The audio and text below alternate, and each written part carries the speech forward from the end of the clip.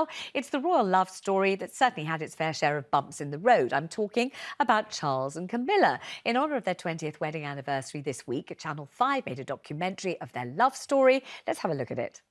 But their relationship was mired in controversy from the start, thanks to royal family intrigues. Everyone from Mountbatten up to the Queen was terrified that she had a past. She had too many pasts. Their marriages to other partners that ended in scandals. Was Charles so damaged by his affair that it might affect his ability to become king? And a royal tragedy that shook the world. The level of anger was something we haven't seen in this country for a long time, and a lot of it was directed at Camilla. I disapprove of the way Charles and Camilla treated Diana. Despite these difficulties, Charles and Camilla have forged a remarkable partnership. She tells him when he's being too grand. He uses her as a sounding board. They've been in love with each other for 50 years. So here's the question. Has Camilla won your heart? Has she become a national treasure, beloved of all? Or will she always be the other woman as far as you're concerned? 0207 862 2222 is the number.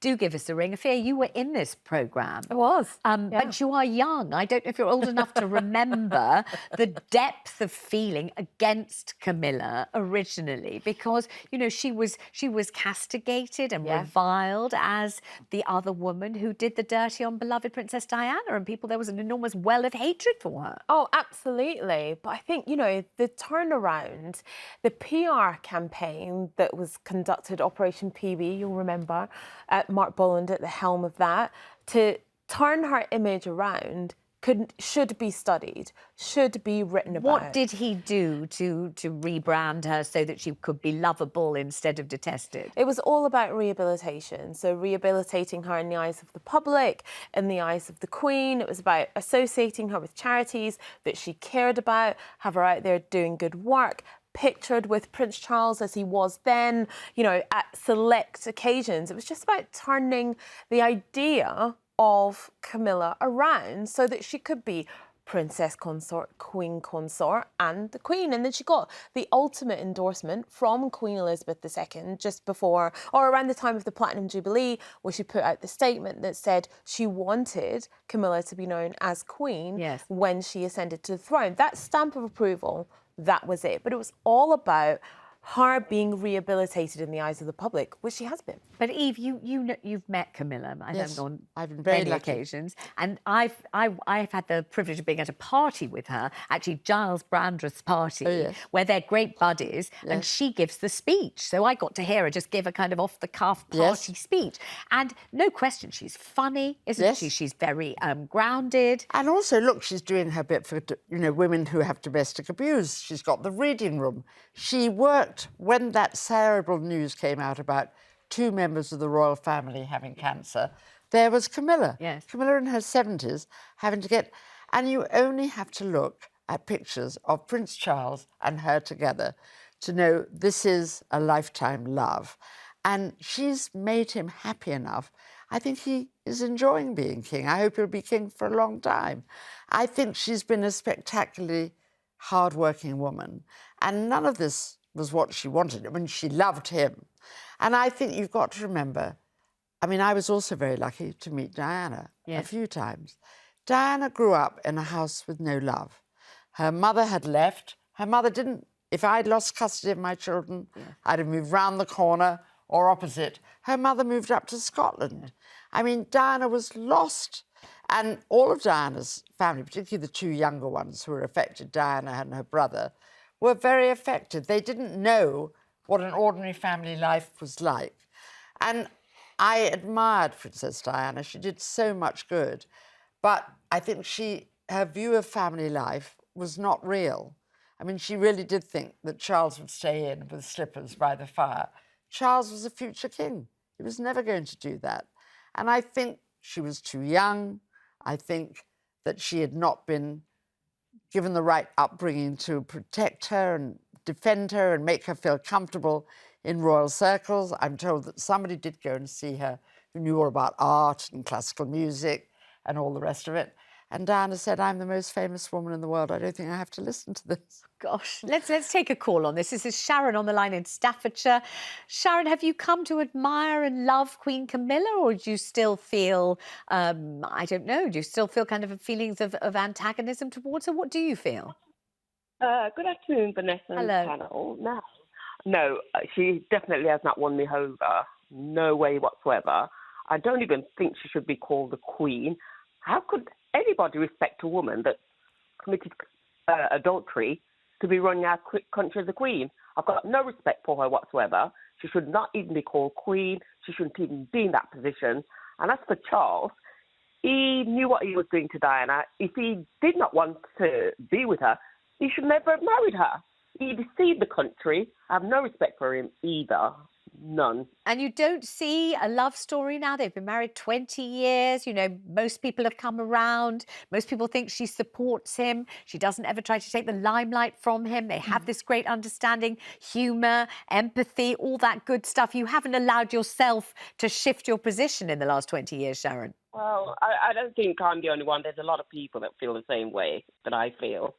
Charles, like I said, I've got no respect for him or her whatsoever. They should not be ruling the country because they've deceived the public. And Camilla, why is she called Queen anyway? She doesn't deserve that title whatsoever. All right, She does let's bring Afua in because she's part of the documentary. There are people who feel very strongly like Sharon, and I understand why. I do get it. I do understand why. What would you say to Sharon, though? Do you know what? There is a lot of people that feel the same way that Sharon did. And at the end of the day, yes, like you were saying, they do have this great love story, absolutely. Perhaps it would have been a greater love story if they got together in the first place. But there was forces everywhere that just didn't want that to happen. That was not the plan. She was not the best suitor at the time. But when you think about it, perhaps if they had got married in the first place, a lot of heartache would have been prevented. But perhaps then you wouldn't have William and Harry. All the perhaps, there's just so much of that. But there is so much strength of feeling when it comes to Camilla because of how their relationship was conducted behind closed doors and all the rest of it. That strength of feeling is valid and lots of people still do have it, don't they? Yes, they certainly do. I think they do, but I think it's quite tough being king, I would imagine. Yeah. No, never going to happen to you or me. And the Queen herself, the late Queen, wanted her to have the title of Queen, thought she deserved the title of Queen. Now, the Queen was a very clever woman. And I don't think she'd have given it to her if she thought in any way. As you say, she never upstages the king. She's there as his constant support. I think it's very tough. I think that was a world where he had to marry a virgin. That was a world where he felt he ought to marry. I think he got to 31, 32, and the pressure was on to produce an heir. Yeah. I think that it's very sad that it happened that way, and it's terribly sad that Diana should now be in her 50s, enjoying life, looking after her two sons and seeing her grandchildren. That is doubtless very sad. Yes. But under the circs, I think Camilla has done a great job, and I think the king has done a great job. Let me bring Sue in Kent in, who doesn't think that at all. Sue, you're not convinced by Camilla at all? No, I don't think she deserves the title of Queen. Definitely. I feel a lot of resentment when I see her on the television, and I just don't think, that she should have made herself available, or she did make herself available when Diane was around, and that's sad. And I love Diane. She was the most beautiful woman in the world, and I just can't take to Camilla at all, unfortunately. I mean, even though they very clearly seem very happy together, and she's made the king happy. I don't think anyone disputes that. You can see they trust each other, they enjoy each other, they support each other. It doesn't kind of persuade you that this is a real love that kind of had to happen despite the circumstances. No, I think there was only one queen, and that was the late queen. All right, so I'm going to move on just because we're running low on time. But let's talk to Gwen in Northamptonshire, who does adore Camilla, I hear. Hello, Gwen. Hello. Yes, the thing is, I hated Camilla with a passion because I really did love Diana. I thought she was the most beautiful. I loved everything about her. Unfortunately, Camilla was there, and it wasn't a bad situation, but then these bad situations happen everywhere. Yes.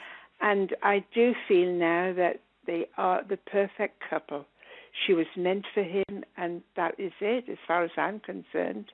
You know, I thought when she came on the scene, I could never take to her. Yes. But I'm sorry, she's melted my heart. I think they are a wonderful couple. I could have said everything that Gwen said. That's what I think. I never thought I would think that. I'm with Gwen every step of the way. I was absolutely in Diana's camp. I felt that they had kind of exploited a very young, very damaged, very vulnerable person, and I felt that that was horrible. I never dreamed I could possibly shift to the part where I really think Camilla's fantastic and a really good egg and doing a wonderful job. However, I have shifted just as Gwen has. And I don't know if that's Mark Bolan's PR or whether it's just that Camilla has kind of earned our respect now. I think she has. I mean, I think she's taken up causes that are quite difficult. I asked her if she would come to a thing that I'd started called Women in Journalism. Yeah. She said yes immediately. She came.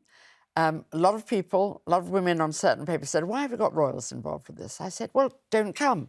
And they said, do we have to curtsy? I said, no, of course we don't have to curtsy. Yeah. She came. She gave a brilliant speech, which had obviously taken some time. And she said, I know some of you don't respect me, but can't we work together to help women of this country? And then she had a big event for women in journalism in Dumfries House. Yeah. She's been nothing but supportive. I mean, everyone I know who's met her, and I think it includes me, is always enormously enchanted by her. And not because she's a kind of show-offy, kind of film starry person, really the opposite. Yes. I think that's pretty much it.